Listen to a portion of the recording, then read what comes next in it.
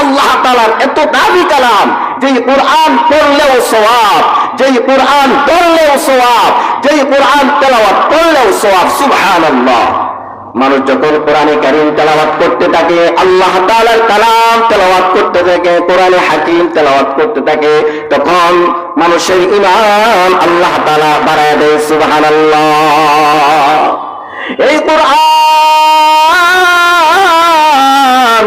আল্লাহর পক্ষ থেকে এসেছে, এতে কোনো সন্দেহ নাই। তাই মহান রব্বুল আলামিন আমার তেলাওয়াতকৃত আয়াতে কত চমৎকার করে বলেন, আলিফ লাম মিম যালিকাল কিতাবু লা রাইবা ফীহি। আল্লাহু আকবার। মহান রব্বুল আলামিন বলেন, মহান রব্বুল আলামিন আমাদেরকে জানা দেয়, এটা এমন এক কোরআন, এটা সেই কিতাব, এটা সেই কালাম, যে কোরআনের মধ্যে কোনো সন্দেহ নাই, কোরআনের মধ্যে কোনো বিন্দু পরিমাণ সন্দেহ নাই। কোরআন যে আল্লাহর পক্ষ থেকে এসেছে, এতে কোনো সন্দেহ নাই। আল্লাহ রাব্বুল আলামিন বলেন, আমি আল্লাহ এই কোরআনকে অবতীর্ণ করেছি, এই কোরআনকে আমি আল্লাহ নাযিল করেছি, এই জিকিরকে আমি আল্লাহ নাযিল করেছি, নিশ্চয়ই আমি আল্লাহ এই কোরআনকে হেফাজত করব। সুবহানাল্লাহ। মহান রব্বুল আলামিন আমাদেরকে জানা দেয়, ইন্না নাহনু নাযালনা যিকরা ওয়া ইন্না লাহু লাহাফিজুন।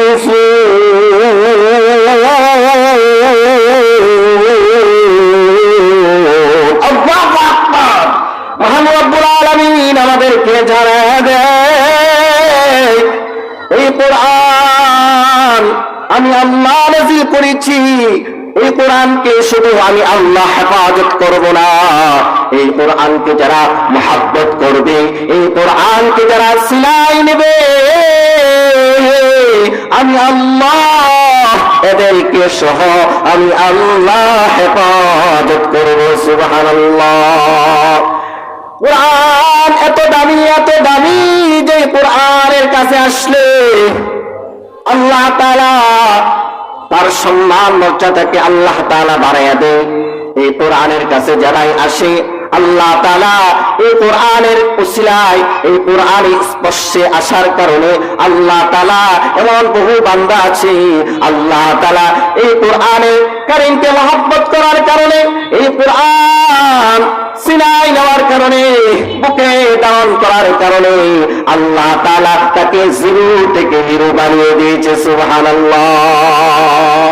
এই কোরআন আল্লাহ তাআলার এত দামি কোরআন, সেই কোরআনকে যদি আমরা মহব্বত করি, আমরা ভালোবাসি, তাহলে আল্লাহ তাআলাও আমাদেরকে হেফাজত করবে। সুবহানাল্লাহ।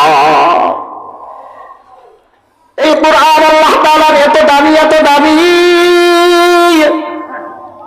যারা এই কোরআনের কাছে আসছে, এই কোরআনকে যারা সিনাই নিয়েছে, মহান রব্বুল আলামিন তাই তো কোরআনে কারীমে আমাদেরকে জানায়া দেয়, ওয়াতাসিমু বিহাবলিল্লাহি জামিআ। আল্লাহু আকবার। মহান রব্বুল আলামিন বলেন, ওয়াতাসিমু বিহাবলিল্লাহি জামিআ, তোমরা কোরআনের রশিকে মজবুত ভাবে ধারণ করো, কোরআনকে মজবুত ভাবে ধারণ করো, কোরআনের রশিটাকে মজবুত ভাবে তুমি ধারণ করো। হাদিসের ব্যাখ্যায় আল্লাহ নবী আমাদেরকে জানা দেয়, আমার খুতবাতে আমি হাদিস পড়েছিলাম, আল্লাহ নবী আমাদেরকে কত চমৎকার করে জানা দেয়। ওয়াকালান নবী সাল্লাল্লাহু আলাইহি ওয়া আলিহি ওয়াসাল্লাম, তারাকতু ফীকুম আমরাইন, তারাকতু ফীকুম আমরাইন লান তাদিল্লু মা তামাসসাকতুম বিহিমা, কিতাবাল্লাহি ওয়া সুন্নাত রাসূলিহি। আল্লাহু আকবার।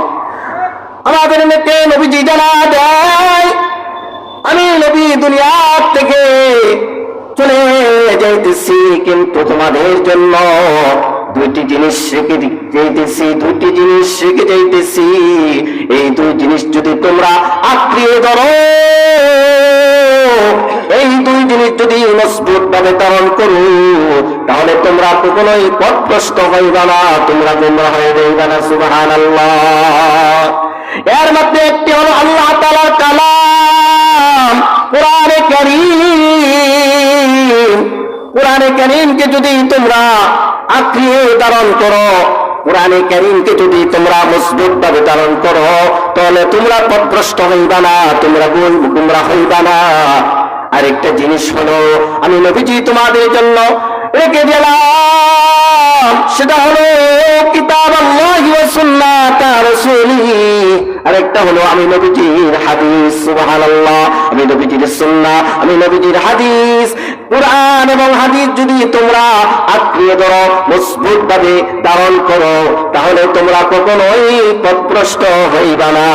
আল্লাহ তাআলা আমাদেরকে কুরআনের কাছে, কুরআনকে মহব্বত করবার, কুরআন এবং হাদিসকে আঁকড়িয়ে ধরবার তৌফিক দান করুন। সকলে বলুন আমিন।